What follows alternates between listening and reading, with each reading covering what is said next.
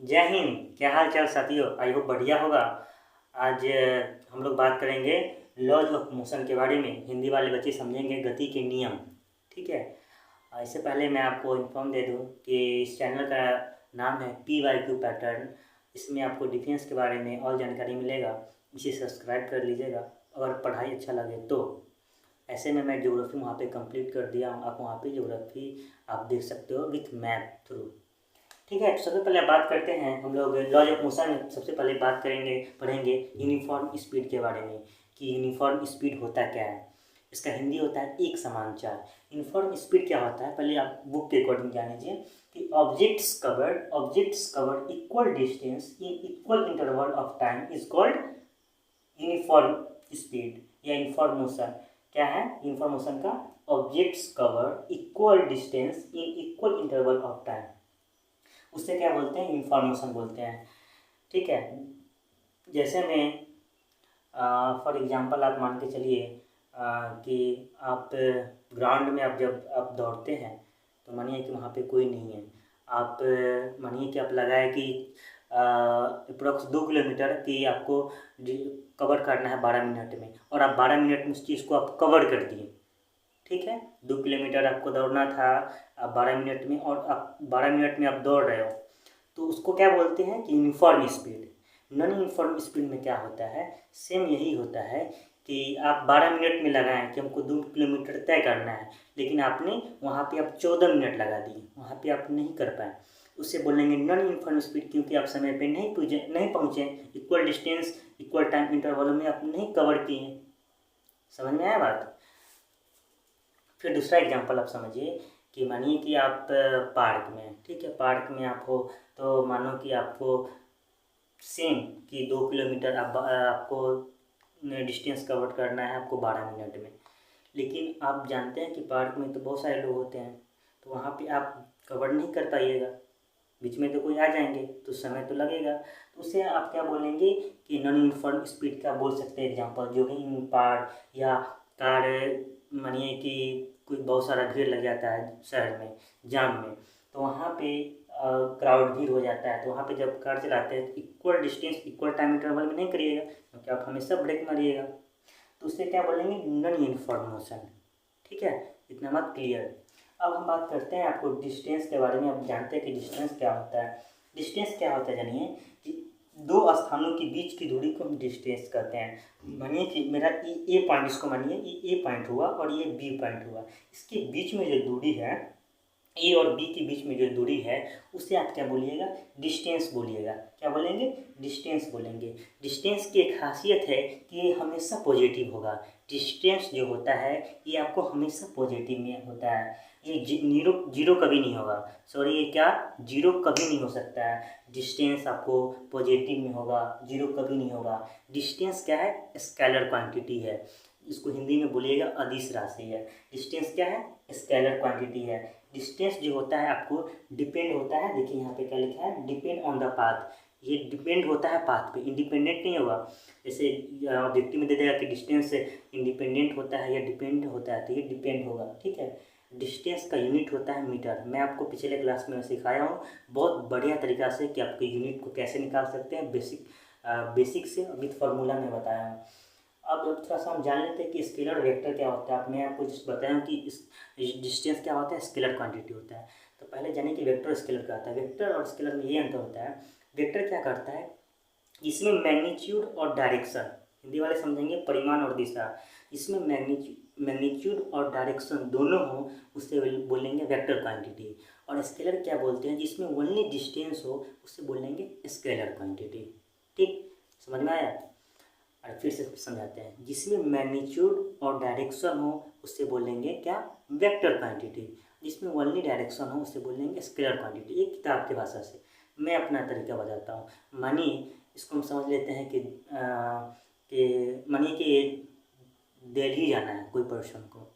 ठीक है, हम अननोन पर्सन है, आपसे कोई आदमी आया, मानिए कि ये आदमी को जाना है कहाँ? दिल्ली जाना है इस आदमी को। तो ये आदमी देखिए मेरे पास आया और पूछेगा कि भाई साहब कि दिल्ली किधर है? तो मैं बोलूँगा कि दिल्ली तो दिल्ली यहाँ से कितना किलोमीटर है? तो मैं बोलूँगा कि अप्रोक्स मान के चलूँगा कि 30 किलोमीटर यहाँ से, तो मैं बोलूँगा कि 30 किलोमीटर वाले। अगर मैं इस आदमी को मैं बता रहा हूँ कि 30 किलोमीटर है, डेली यहाँ से जो डिस्टेंस, डेली का यहाँ से जो डिस्टेंस है 30 किलोमीटर है, तो वो आपको स्केलर क्वांटिटी, क्योंकि इसमें डिस्टेंस मैंने बताया। और ये फिर से मानिए कि आदमी फिर आया, मानिए ए नाम का आदमी है और मैं बी नाम का आदमी हूँ। फिर देखिए ये आदमी आया ए नाम का और हमसे फिर पूछता है कि भाई साहब आप ये बताइए कि दिल्ली यहाँ से कितना किलोमीटर है और किस दिशा में है। ठीक है, तो फिर मैं बोलूँगा कि यहाँ से दिल्ली, सर यहाँ से दिल्ली जो है 30 किलोमीटर है और आपको नॉर्थ साइड में है। तो जब मैं बोला कि यहाँ से डिस्टेंस भी बताया कि 30 किलोमीटर है और मैं यहाँ पे मैं ये भी बता रहा हूँ कि नॉर्थ में कि साउथ में, मैं ये भी बता रहा हूँ, तो क्या हो जाएगा, वेक्टर क्वांटिटी है। समझ में आ गया होगा। ये आदमी आया मेरे से पूछा कि दिल्ली कितना दूर है, मैंने बोला कि 30 किलोमीटर है, तो ये क्या हो गया, स्केलर क्वांटिटी हो गया। लेकिन फिर पूछा कि भाई साहब किधर होगा, नॉर्थ में है या साउथ में, मैंने बोला कि नॉर्थ में है, तो क्या हो जाएगा, वेक्टर क्वांटिटी के डिस्टेंस भी आ गया और मैग्नीट्यूड भी आ गया। इतना बात क्लियर हो गया होगा। अब हम जानते हैं कि एवरेज स्पीड क्या होता है, हिंदी वाले समझेंगे औसत चल क्या होता है। एवरेज स्पीड क्या होता है कि टोटल डिस्टेंस ट्रेवल बटा बाई टोटल टाइम टेकिंग। आप कितना डिस्टेंस ट्रैवल किए, आप कितना टाइम लिए, यही फार्मूला है एवरेज स्पीड का निकालने का। जब मैं आपको न्यूमेरिकल बताऊंगा उस समय मैं यही फार्मूला का यूज करूंगा और आप लोग इस फार्मूला को यूज करके हम लोग न्यूमेरिकल इजी में बना लेंगे। हिंदी वाले समझेंगे औसत चाल बोलते हैं। एवरेज स्पीड क्या होता है कि total distance travel upon total time taken, कितना दूरी तय किया और कितना समय लिया, दोनों को कर देंगे डिवाइड, आराम से औसत चाल निकल जाएगा। आई होप क्लियर होगा कॉन्सेप्ट। अब जानिए कि डिस्टेंस क्या होता है, सॉरी डिस्प्लेसमेंट क्या होता है। अब डिस्प्लेसमेंट मैं बताता हूँ, पहले इसका किताबी भाषा जानिए क्या होता है। ये बोलते हैं the shortest distance measure from initial to final position of an object is known as displacement. नहीं समझ में आया है, कोई दिक्कत नहीं, मैं हूँ, किताबी भाषा छोड़ो, इधर ध्यान में रखिए कि मानिए कि डिस्प्लेसमेंट क्या होता है कि मानिए कि यहाँ से, मानिए कि ये पॉइंट ए है, मेरे को जाना है दिल्ली। मानिए कि यहाँ से मानिए ना सामने में, मानिए कि ए पॉइंट है, ठीक है, ये दिल्ली है, ठीक है। मैं यहाँ से यहाँ गया, ठीक है, और यहाँ से तुरंत फिर इसी पोजीशन पे मैं वापस आ गया। तो कोई पूछेगा डिस्प्लेसमेंट कितना होगा आपका, तो बोलिएगा 0 होगा। क्यों 0 होगा, क्योंकि मैं इसमें डिस्प्लेसमेंट का डिफिनेशन ही यही है कि इनिशियल पॉइंट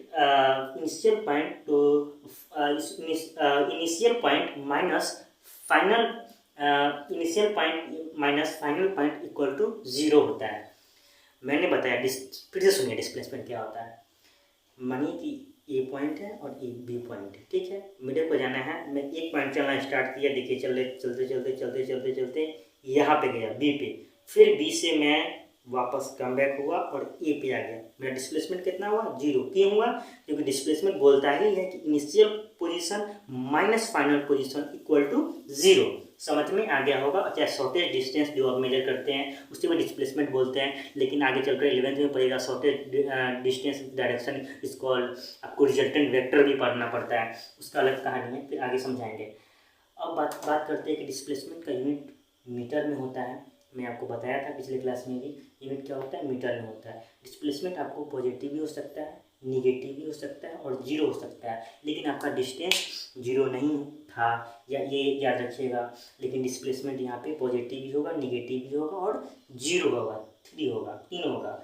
डिस्प्लेसमेंट आपका वेक्टर क्वांटिटी है, क्योंकि इसमें मैग्नीट्यूड तो है ही, यहाँ पे गया ही, लेकिन डायरेक्शन भी है, दोनों है, इसलिए इसको हम क्या बोलेंगे, वेक्टर क्वांटिटी। डिस्प्लेसमेंट कौन सा क्वांटिटी है, वेक्टर क्वांटिटी है। इसे हम डिनोट करते हैं डी से भी करते हैं, एस से भी करते हैं और एक्स से भी करते हैं। चलिए अब बात करते हैं वेलोसिटी क्या है।